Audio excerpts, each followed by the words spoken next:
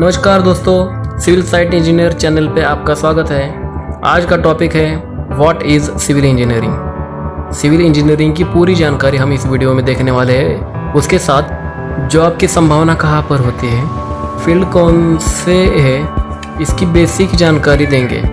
ये वीडियो उन स्टूडेंट्स के लिए है जो सिविल इंजीनियरिंग की पढ़ाई करना चाहते हैं और उन पेरेंट्स के लिए भी है जो अपने बच्चों को सिविल इंजीनियरिंग करवाना चाहते हैं। देखिए दोस्तों, अगर हमें वीकेंड पर भी जाना हो तो हम जहाँ जाने वाले हैं उस जगह की पूरी जानकारी लेते हैं ताकि कोई जगह मिस ना हो। तो हम 1-2 दिन जहाँ जा रहे हैं उसकी इतनी जानकारी लेते हैं तो हमें या हमारे बच्चों को पूरी ज़िंदगी जिस फील्ड में करियर करना हो तो हमें कितनी जानकारी लेनी चाहिए। दोस्तों, इसीलिए इस वीडियो में हम आपको बेसिक इन्फॉर्मेशन प्रोवाइड कर रहे हैं। वीडियो के अंत तक बने रहे। तो चलो आते हैं मेन टॉपिक पर, व्हाट इज़ सिविल इंजीनियरिंग। अभी सिविल इंजीनियरिंग का आसान भाषा में मतलब जानने से पहले हम सिविल की टेक्निकल इंफॉर्मेशन या फिर टेक्निकल डेफिनेशन देखेंगे। Civil engineering is a professional engineering discipline that deals with design, construction and maintenance of the physical and naturally built environment, including public work such as road, bridges, canals, dams, airports, sewage systems, pipelines, structural components of buildings and railway। इसका मतलब civil engineering एक ऐसा profession है जो कि भौतिक और प्राकृतिक रूप से इन्वायरमेंट का निर्माण करता है और उसके साथ उसका डिज़ाइन, कंस्ट्रक्शन और उसका मेंटेनेंस और देखभाल भी सिविल इंजीनियरिंग करता है, जिसमें पब्लिक वर्क इंक्लूड होता है जैसे कि road, bridge, canals, dams, airports, sewage systems, pipelines, structural components of buildings and railway आदि का समावेश होता है। ये हो गई टेक्निकल लैंग्वेज दोस्तों। अब हम इजी लैंग्वेज में देखेंगे। सिविल इंजीनियरिंग एक ऐसा प्रोफेशन है जहाँ पर सीमेंट, स्टील, गिट्टी और रेती के संबंधी काम होते हैं और जो व्यक्ति सिविल इंजीनियरिंग की पढ़ाई पूरी करता है उसे हम सिविल इंजीनियर कहते हैं। एकदम आसान भाषा में, जहाँ पर सीमेंट, स्टील, गिट्टी और रेती आती है, इसके रिलेशन में कुछ काम आते हैं, वहाँ पर सिविल इंजीनियर का काम होता है। चलो अब वर्क देखेंगे, सिविल इंजीनियर का क्या वर्क होता है। सिविल इंजीनियर हमारा जो काम होगा उसका डिज़ाइन, प्लान एटसेट्रा आदि का काम बनाता है और उसके साथ वो जो डिज़ाइन प्लान बनाया है वो अपने सुपरविजन ही में ही वो पूरा काम करवाता है। ठीक है, मतलब एक बिल्डिंग का प्लान डिज़ाइन निकाल दिया इंजीनियर ने, तो इंजीनियर ऐसा नहीं कि कैसे भी करो बोल के छोड़ेगा, वो अपने ही सुपरविजन में वो काम पूरा करेगा। ठीक है, अब आपको लगता होगा कि ये तीनों काम, ये ऊपर के पूरे अब जो बताइए वो पूरे काम एक ही इंजीनियर करता है। बिल्कुल गलत। हर इंजीनियर अपना एक अलग प्रोफेशन लिए होता है, याद रखो। और कुछ छोटे छोटे प्रोजेक्ट पे एक ही इंजीनियर सभी काम करता है, लेकिन ऐसे इस टाइप के प्रोजेक्ट बहुत ही कम दिखाई देते हैं। जो भी होंगे वो ज़्यादातर एक आध दूसरा प्रोजेक्ट होता है, ज़्यादा नहीं होते हैं। हमें इंजीनियरिंग एडमिशन लेने से पहले ये जानना जरूरी है कि इस फील्ड में आने के बाद हमें क्या करना है, हमें इंटरेस्ट किस में है, हम मास्टर किस में होना चाहते हैं, हम अपना एक्सपर्ट किस में होना चाहते हैं। इसकी पहले अगर ब्लूप्रिंट हमारे पास होगी तो, या फिर एडमिशन लेने से पहले अगर हमने डिसाइड कर लिया तो ज़्यादा डिफ़िकल्टी नहीं होती है। हर एक फील्ड में स्ट्रगल है, हर कोई भी फील्ड चॉइस कर दो उसमें स्ट्रगल करना ही करना है, लेकिन हमारा सिविल का फील्ड बहुत ही अलग है दोस्तों। जब हम प्लानिंग, डिज़ाइनिंग का फील्ड लेते हैं तो हमें ऑफिस वर्क मिलता है, लेकिन हम अगर फील्ड वर्क करते हैं तो बारिश, धूप या हर प्रकार के क्लाइमेट से पहाड़ की तरह उसका हमें सामना करने की तैयारी रखनी चाहिए दोस्तों। और इस फील्ड में क्रिएटिविटी की बहुत ज़रूरत होती है। अब क्रिएटिविटी की क्यों ज़रूरत होती है वो हम वीडियो के आगे आगे में देखेंगे, या फिर जैसे आगे बढ़ेंगे वीडियो में वैसे आप ही को पता चलेगा क्रिएटिविटी क्यों ज़रूरी है। अब अगला पॉइंट देखेंगे, प्रोफेशन या फिर फील्ड इन सिविल इंजीनियरिंग। इसमें अलग अलग फील्ड है, तो इसमें से फील्ड जानेंगे, एक इंपॉर्टेंट फील्ड जानेंगे। इसमें बहुत सारे हैं लेकिन कुछ इंपॉर्टेंट ही हम यहाँ पर देखेंगे। पहले आता है बिल्डिंग कंस्ट्रक्शन।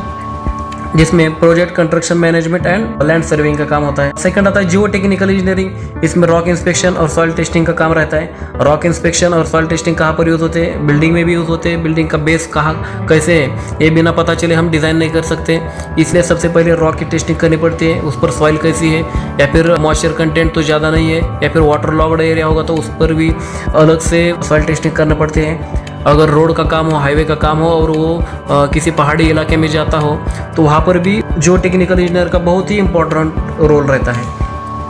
इसके बाद देखेंगे ट्रांसपोर्टेशन इंजीनियरिंग।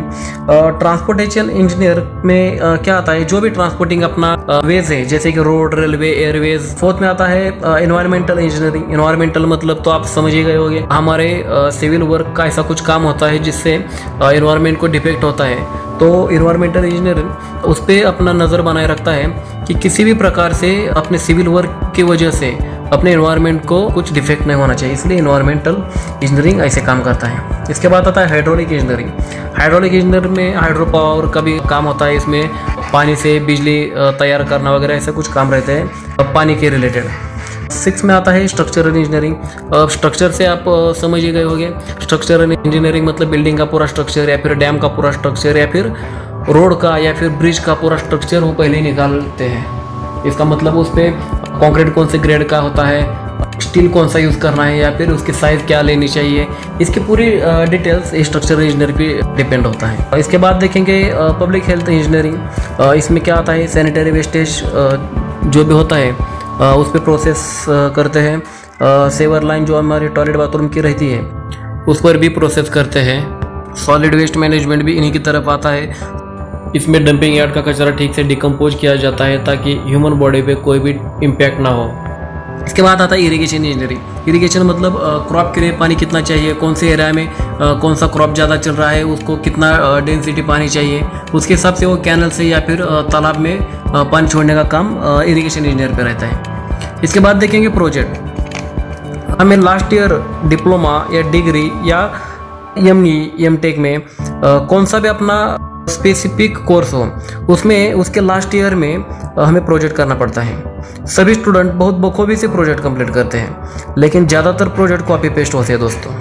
और तो और कुछ स्टूडेंट तो बाहर से पैसा देकर रेडीमेड प्रोजेक्ट खरीदते हैं दोस्तों। तो आप मुझे बताइए ये लोग किस तरह के क्रिएटिव इंजीनियर बन पाएंगे? मेरे दोस्तों, मेरी राय मानो तो प्लीज़ इस तरह से प्रोजेक्ट मत करो। टेक्निकल बोर्ड हमें प्रोजेक्ट क्यों करवाते हैं, क्यों हमसे प्रोजेक्ट करवाने की उनकी क्या ज़रूरत होती है?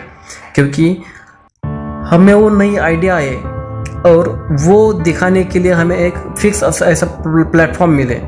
इसलिए कुछ भी करके, मेरी राय मानो, कुछ भी करके प्रोजेक्ट खुद करो। और मेरे इस सेंटेंस पे आप अगर सहमत हो या आपको कुछ कहना हो तो कमेंट करके ज़रूर बताइए। देखते हैं अपने एजुकेशन सिस्टम पे। ये बहुत ही गंभीर मामला है देखो दोस्तों, लेकिन फिर भी इस पर कुछ कोई बोल नहीं रहा है। हमारा भी कर्तव्य है बोलने का, इसलिए हम बोल रहे हैं। क्योंकि अगर इसमें एजुकेशन सिस्टम में क्या प्रॉब्लम है, क्या डिफ़िकल्टी है, यह अगर आपको पता नहीं चलेगा तो आप अवेयर कैसे हो जाएंगे? आपके अवेयरनेस के लिए सिर्फ मैं ये बता रहा हूँ। इस पर किसी का नुकसान करना या फिर किसी के ऊपर कीचड़ उछालना ये मेरा हेतु बिल्कुल भी नहीं है दोस्तों। फिर भी एजुकेशन सिस्टम के ऊपर थोड़ा सा मैं बोलना चाहूँगा। मैंने एक बुक पढ़ा था, रिच डैड पुअर डैड बोल के। उसमें बताया गया है, जो राइटर है, ऑथर है, उसने बताया है एजुकेशन सिस्टम स्टूडेंट्स को मालिक नहीं नौकर बनाते हैं। ऐसा क्यों कहा उन्होंने? क्योंकि हमारे स्कूल कॉलेज में बिजनेस कैसे करें इसके बारे में कुछ भी बताते नहीं दोस्तों। आप कौन सा भी कोर्स देखो, इस पर कुछ भी नहीं बताते बिजनेस क्यों करें। हमें बार बार यही हमारे सर के ऊपर थोप देते हैं कि जो कुछ किताब में है वो रट लो। ठीक है, वो भी इम्पोर्टेंट है, ये बात नहीं है कि वो गलत है, वो बहुत ही इम्पोर्टेंट, बहुत ही इम्पोर्टेंट है। उसके सिवा हम कुछ कर ही नहीं सकते दोस्तों। लेकिन क्या है ना, इसके बाद भी ये हम पढ़ के क्या करेंगे? सिर्फ नौकरी करेंगे। नौकरी के अलावा भी कुछ लोगों का, कुछ स्टूडेंट्स का मानना रहता है कि वो हमें बिजनेस करना है। अगर सभी लोग नौकरी ही करेंगे तो नौकरी देगा कौन? नौकरी देने वाला भी कोई चाहिए कि नहीं? इसलिए बिजनेस जब तक डेवलप नहीं होगा तब तक एक बिजनेस कम से कम 10 लोगों को नौकरी देता है। तो अगर जब तक नौकरी देने वाले लोग पैदा नहीं होते तब तक नौकरी करने वाले लोगों का क्या भविष्य होगा। इसलिए हमारे एजुकेशन सिस्टम का एक ही गलती है कि वो स्टूडेंट्स को सिर्फ मजदूर बनाते हैं या फिर नौकरी बनाते हैं। इन्होंने क्या ट्राई करना चाहिए कि जैसे ज़्यादा से ज़्यादा लोग बिजनेस में उतरने चाहिए।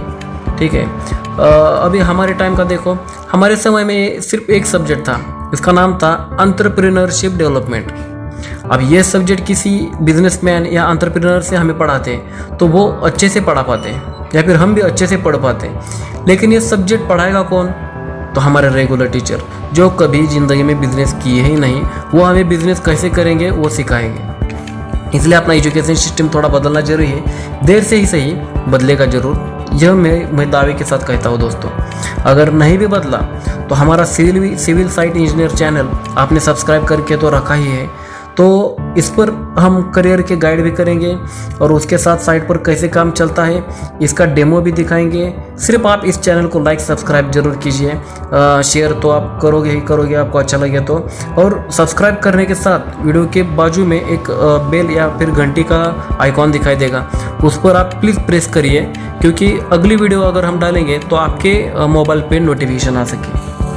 तो चलो आगे बढ़ते हैं, करियर के बारे में देखते हैं। कहाँ पर करियर कर सकते हैं हम, इसकी जानकारी लेंगे। फर्स्ट आता है जो कि सबका पसंदीदा होता है, पहली प्रायोरिटी उसी को दी जाती है। अगर पेरेंट हो या स्टूडेंट हो, कुछ भी हो, कोई भी हो, तो पहला सबका पसंदीदा होता है गवर्नमेंट जॉब। बहुत ज़्यादा संभावना है, सभी एरिया में इसकी बहुत सी वैकेंसीज रहती है, हमेशा रहती है। तो चलो अब देखेंगे गवर्नमेंट में कौन से डिपार्टमेंट होते हैं। फर्स्ट आता है IES, मतलब इंडियन इंजीनियरिंग सर्विसेज।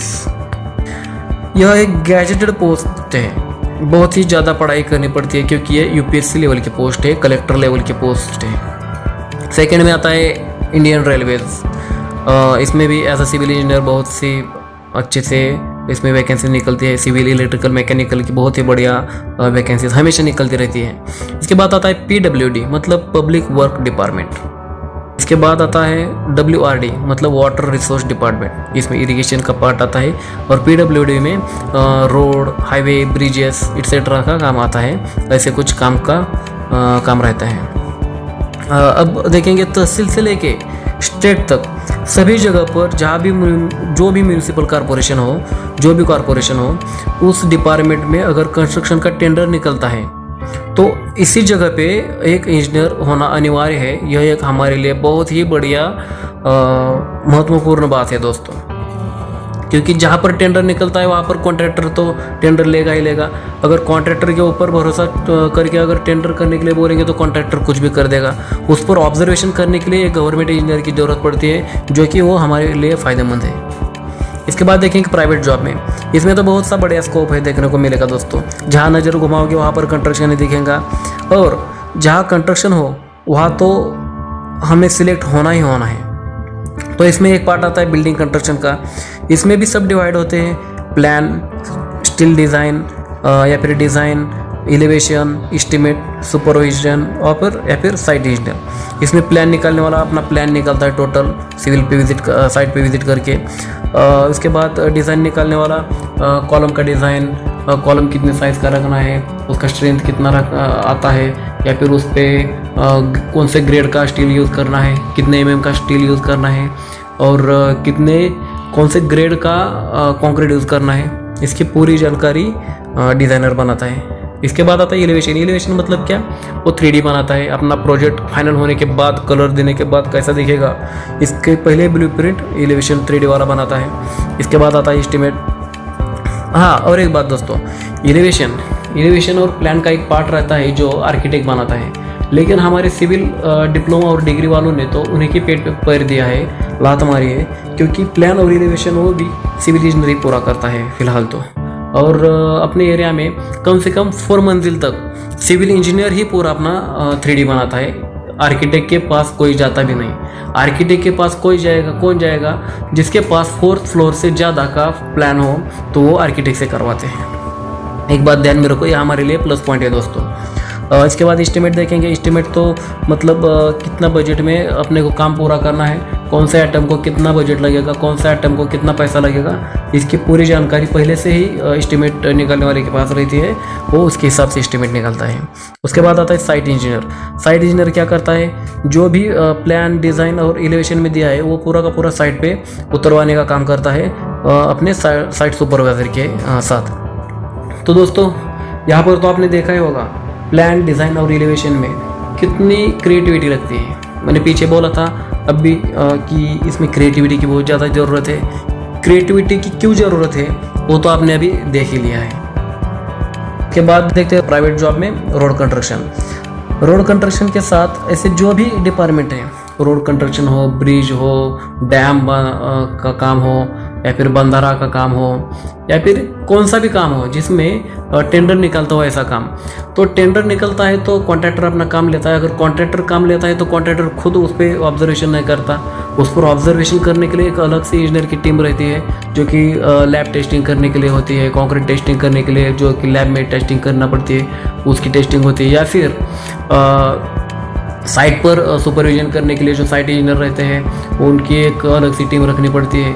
तो उसके हिसाब से इंजीनियर प्राइवेट जॉब ये क्रिएट होते हैं एक टेंडर के बाद, ठीक है, जहाँ पर टेंडर निकलता है वहाँ पर। इसके बाद देखेंगे कॉन्ट्रैक्टर। सबसे फेवरेट, मतलब मैं भी एक कॉन्ट्रैक्टर हूँ दोस्तों। कॉन्ट्रैक्टर मतलब हम जिस फील्ड में अभी जॉब कर रहे हैं, सिलेक्ट हो गए हैं, उसमें कम से कम अपने को हमको ऐसा लगना चाहिए कि चलो हम इसमें मास्टर हो गए, ठीक है। तो अगर जब ऐसा 2 साल, 3 साल, 4 साल, 5 साल, जैसे भी आपकी कैपेसिटी है उतने साल तक उसमें जॉब करो पहले दोस्तों। पहले एक्सपीरियंस लो कुछ भी करके, एक्सपीरियंस करने के बाद ही कॉन्ट्रैक्टर लाइन में आ जाओ। अभी कॉन्ट्रैक्टर लाइन में आने के लिए क्या करना पड़ता है, कैसे कॉन्ट्रैक्टर लाइन क्या होती है, इसकी भी वीडियो हम आगे में बनाएंगे। कमेंट बॉक्स में बताइए कॉन्ट्रैक्टर लाइन में हम किस कॉन्ट्रैक्ट में ज़्यादा इंटरेस्ट आप रखते हो, किसकी जानकारी लेना पसंद करोगे। कमेंट बॉक्स में कमेंट करके ज़रूर बताइए, हम इसकी डिटेल में जानकारी देंगे। और जानकारी पाने के लिए चैनल को लाइक, शेयर और सब्सक्राइब जरूर कीजिए, और बेल आइकॉन जो दिख रहा है बेल आइकॉन जरूर दबाइए ताकि आने वाली वीडियो सीधा आपके मोबाइल पर नोटिफिकेशन आ सके। Thank you.